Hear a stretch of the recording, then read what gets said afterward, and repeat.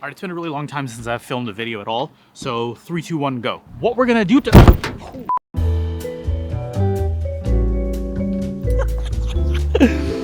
That sucks. What you might notice behind me right now is a 991.2 GT3. I would consider this to be the best GT3 out there, although the 997.2 is probably a good contender, but not the point of this video. Am I in frame? But what we're gonna do today is a slight modification with this car. The best part about this video is I've never done anything on a car before, really, other than drive it and detail it and crash it a couple times. So this job, of all jobs, is gonna be the first thing I'm ever gonna do to a car of any significance. And those of you who do have any familiarity with this process will know that this is kind of an annoying task, if not a difficult one. Fortunately, the things you need for this, at least when ordered from Suncoast Parts, you get your wiring harness and all the stuff that's supposed to go with it, which is gonna be one hell of a job to thread this through the car. And the other thing you get is your carbon fiber illuminated door sills, which haven't been peeled yet. We're gonna wait till the end. So over the course of 2 days, or in this case, one video, we are going to attempt to go from this to this, using only this and some tools. But the first task is gonna be disconnecting the battery. The seats do need to come out for this project, so making sure the airbag clip is disconnected is important, so battery off, no error codes. All right, so that clip right there. Now on this side is a black little tab here. And once you do that, you'll see these tabs slide in with those rails. Anyway, point is, use both hands.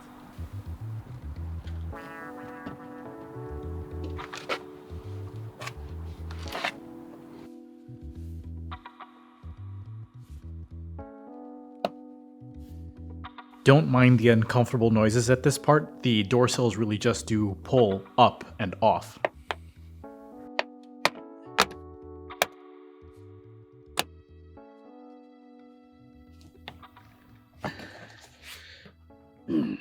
Oh, easy.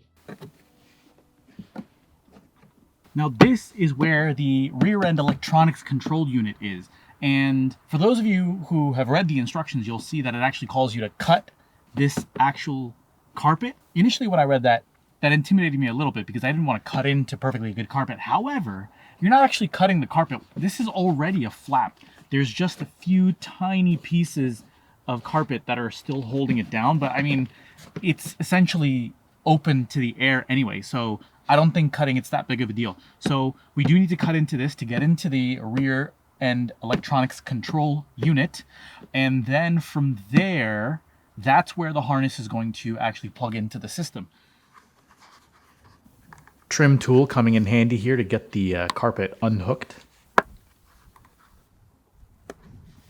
And ideally you do want to get the plug off from the frunk and deck lid switch, but it wasn't really playing nice, so I made the decision to just leave it on.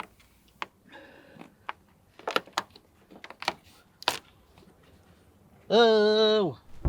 This wiring harness goes into this giant plastic tunnel here. And there are things here to like unclip, but I cannot imagine being able to do that whole thing. I don't know how that's gonna happen. So I'm wondering if I can just route it this way, and then maybe it definitely can pass through here, but maybe even behind that. So maybe I can definitely go through here. That's where the fishing wire is going, but maybe behind that even. I don't know. Ugh. I could probably at least get it over the steering column and then like fish it, like kind of just thread it through. It can definitely pass to the other side. There's enough room. I might be able to get it behind that foam even. And just got to get the cold air bulkhead off to get passage behind the tunnel.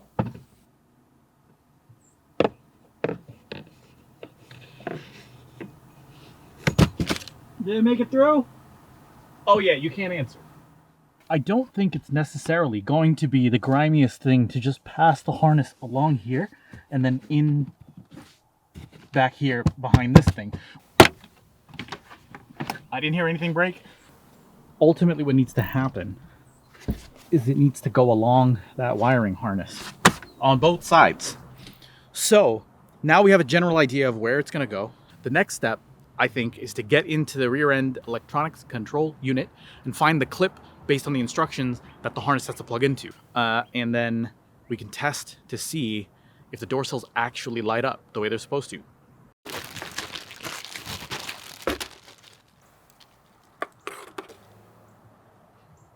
I can see why now the clip on the other end is not installed, because we got to thread this whole thing.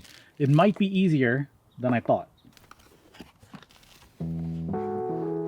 I think, like with any wiring project, pre-planning the route is really all it takes.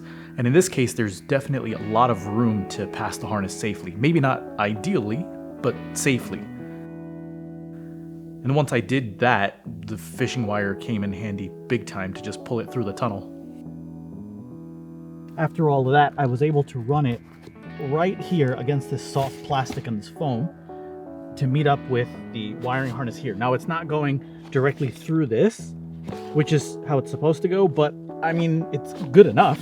It got to where it needed to go. Granted, it's supposed to pass through that junction box, like behind the plastic, but that seems to be more work than it's worth, and it seems pretty safe. It's reached where it needs to go. I might need a little bit more slack.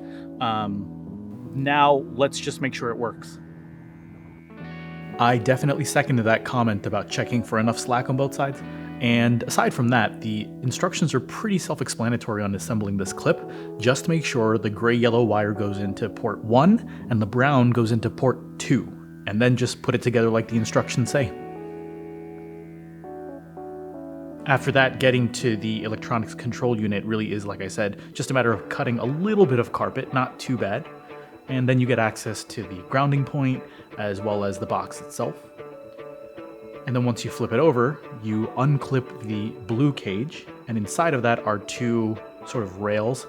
The black rail is going to have port A37 where you plug that lead in, and once that's plugged in, you slide it back into the cage, connect it back to the box, and ground your wire.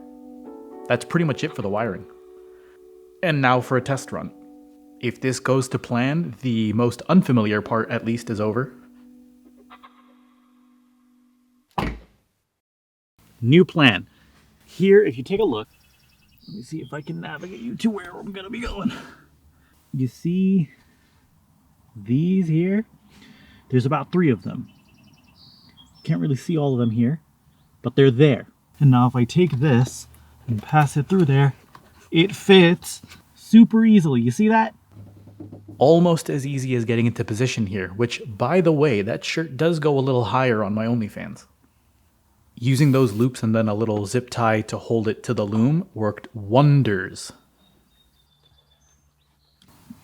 These loops here, which are actually the zip ties holding the loom inside that duct, those are all part of the zip ties. The point is, I passed the harness through those 3, and then the rest we can just pass normally. And this time around, I did decide to thread the harness through the fuse box on the passenger side just to keep it neater. And just as a finishing touch, threw on some Velcro to the carpet, and that's it for the wiring.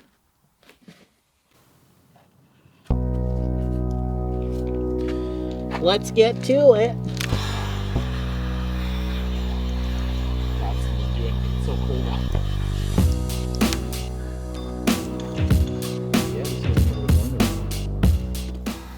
See these little circular tabs here?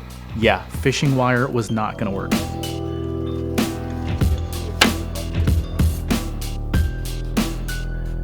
And nor, it has to be said, did a ton of goo gone. Oh!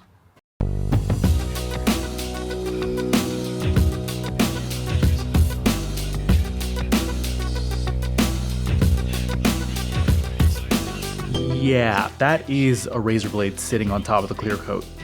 But with a low angle and enough pressure on the blade, it worked so well.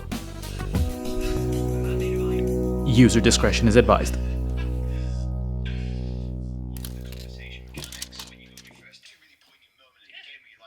I did also take an extra precaution to use tape on top of the ribbon cable because I really didn't want the weather strip rubbing against the ribbon itself.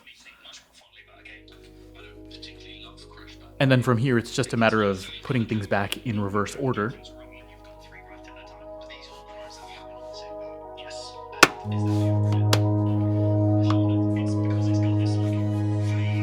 And then the last step is just some dramatic B-roll.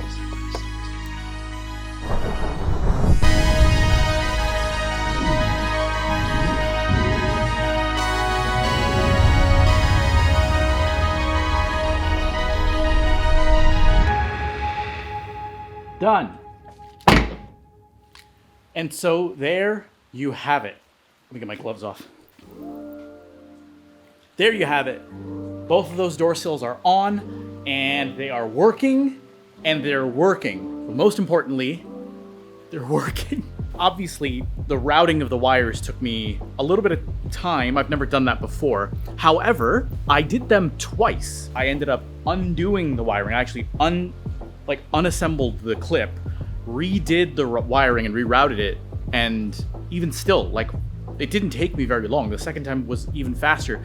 If I had to put a time frame on how long this would take, 8 to 10 hours, but easily 4 to 6 hours of that time, and that's actually 4 to 6 hours of that time went to me actually trying to scrape the glue off. If you have a super quick way of getting that glue off, your time is gonna be dramatically reduced. More than half the time of this job was getting that glue off, but nonetheless, it's off. The new sills are on. Yes, I made a few mistakes. Yes, I nicked the paint with the razor underneath the sill, but it doesn't matter. It's gonna be covered and sealed with the glue. Don't pay attention to that.